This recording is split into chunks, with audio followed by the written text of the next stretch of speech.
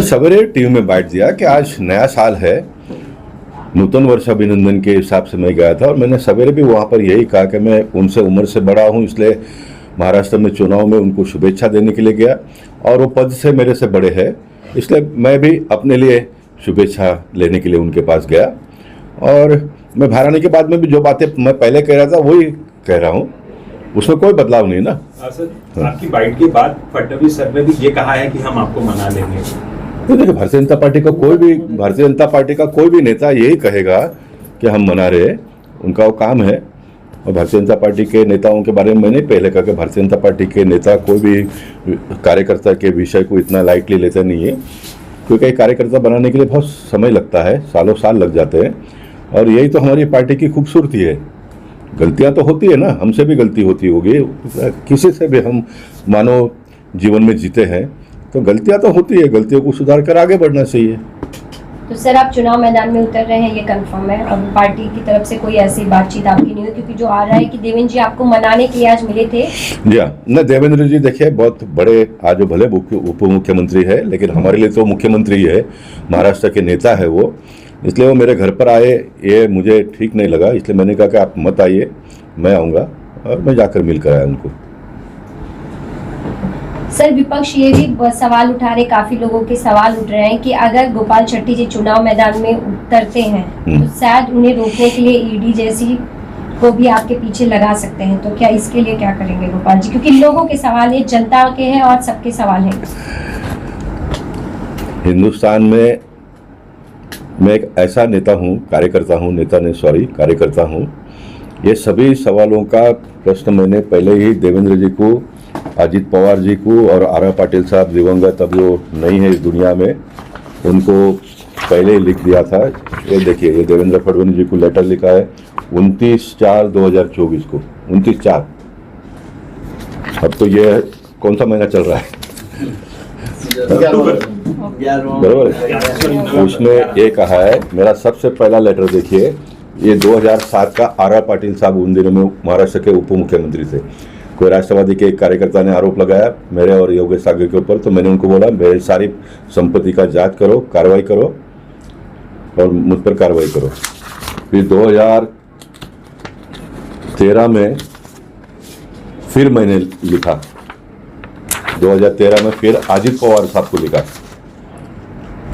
सुनील राणे जी यहाँ पर बोरली में आए, तब बाहर के उम्मीदवारों के बारे में जो मेरा मुद्दा है यहाँ कहीं पर भी, वो इसलिए कि सालों साल सब हम लोग साथ में काम करते तो एक दूसरे को जानते हैं। उन्होंने कुछ इस प्रकार की बातें किसकी सुनकर कहने लगे, तो उनको भी मैंने कॉपी भेज दिया, और इस तीनों लेटर के ऊपर एक लेटर लगाकर देवेंद्र फडणवीस जी को मैंने लिखा है कि मेरे सारे संपत्ति का जांच करो, सारा जब्त कर लो, और जब्त ही नहीं तो फिर मुझ पर कार्रवाई भी करो। जब्त करने से तो नहीं होता है ना, जब्त तो गलत माल है तो सब जाना ही चाहिए, है ना, लेकिन उसके ऊपर कार्रवाई भी होना चाहिए, ये मैंने कहा है। इसलिए मुझे ईडी बीडी का विपक्ष के लोग कहते हैं ना, अभी तक बाकी और कहीं से आवाज़ आई नहीं, विपक्ष तो काम है ना कहने का। मुझे लगता है कि विपक्ष ने मेरे बारे में इतना चिंता की, ये भी मेरे लिए अच्छी बात है। तो लगता है कि सारे लोग मेरे साथ में हैं, सर, अमित शाह जी की बड़ी रैली एक होने वाली है साप्ताहिक मैदान में, उसको लेकर के क्या? निश्चित अमित शाह जी, देखिए उत्तर मुंबई के लिए गर्व की बात यह है कि लोकसभा के चुनाव में देश के प्रधानमंत्री ने इच्छा जताई कि पीयूष गोयल जी ने यहाँ से लड़ना चाहिए, और मैंने पहले भी टीवी में कहा कि हमारे लिए गर्व की बात है कि प्राइम मिनिस्टर ने इस सीट पर इतना विश्वास जताया, तो हमने पूरा किया। अमित शाह जी 9 तारीख को आने वाले हैं, मैं सारे जनता से निवेदन करूंगा कि उनका हम स्वागत करेंगे। कश्मीर में से 370 हटाने का काम करने में अगर सबसे बड़ी भूमिका किसी के, तो प्राइम मिनिस्टर का तो है ही, लेकिन अमित शाह जी का बड़ा रोल है, ऐसा मेरा मानना है। मैं तो कभी उनको बार 10 साल सांसद था तो भी मिला नहीं, मेरा वो स्वभाव नहीं है, लेकिन मुझे पता चलता है ना सब क्या है करके। और ऐसे अमित शाह जी यहाँ पर सभा के लिए आते हैं, तो हमारा ये फर्ज बनता है कि हम उनका स्वागत करें, हम उनका अच्छे ढंग से स्वागत करेंगे। जनता से भी मैं अपील करूंगा कि हमारे लिए गर्व की बात है उत्तर मुंबई के लिए, और उसमें भी खास करके बोरीवली के लोगों के लिए ये गर्व की बात है कि अमित शाह जी यहाँ पर आ रहे हैं 370 निकालने के बाद में। भविष्य में अगर वो साथ में आएंगे तो क्या आप समर्थन लेंगे? देखिए, चुनाव जब हम लड़ते हैं तो किसी को जो भी समर्थन देता है उसका समर्थन लेना चाहिए। किसी का समर्थन आप नहीं लोगे तो कैसा चलेगा। हाँ, लेकिन एक 2014 का चुनाव जब मैं लड़ा था तो मैं मालूम में जाकर मेरी भूमिका में बहुत स्पष्ट मैंने किया था कि जैसे आप कट्टर हो धर्म के प्रति, वैसे मैं भी बहुत कट्टर हूँ। मैं 3 बार अयोध्या जाकर आया हूँ, 300 किलोमीटर का पद यात्रा किया हूँ। बाबरी ढांचा मेरे नज़र के सामने टूटा है और आप मुझे वोट नहीं दोगे ये मुझे पता है, क्योंकि मैं मांगूंगा तो भी मुझे कोई वोट देने वाला नहीं है, क्योंकि कब कुछ बातें ऐसे बन जाती है, नहीं दिया जाता है। लेकिन मैं जीत के आने के बाद में आप लोगों की सेवा करूंगा, ये मैंने कहा था और वो मैंने किया। और मालूनी जैसे एरिया में 6000 स्क्वायर फीट का समाज मंदिर बनाने का काम 2 एकड़ के ज़मीन पर मैंने किया, जो इतने सालों में नहीं हुआ। 7 एकड़ का भूखंड मारवे रोड और चारकोप के जंक्शन पर जो फुल एंक्रोचमेंट हुआ था, गूगल पर जाकर देख लीजिए, उसको खाली करके भगवान परशुराम थीम पार्क बनाने का काम मैं कर रहा हूँ।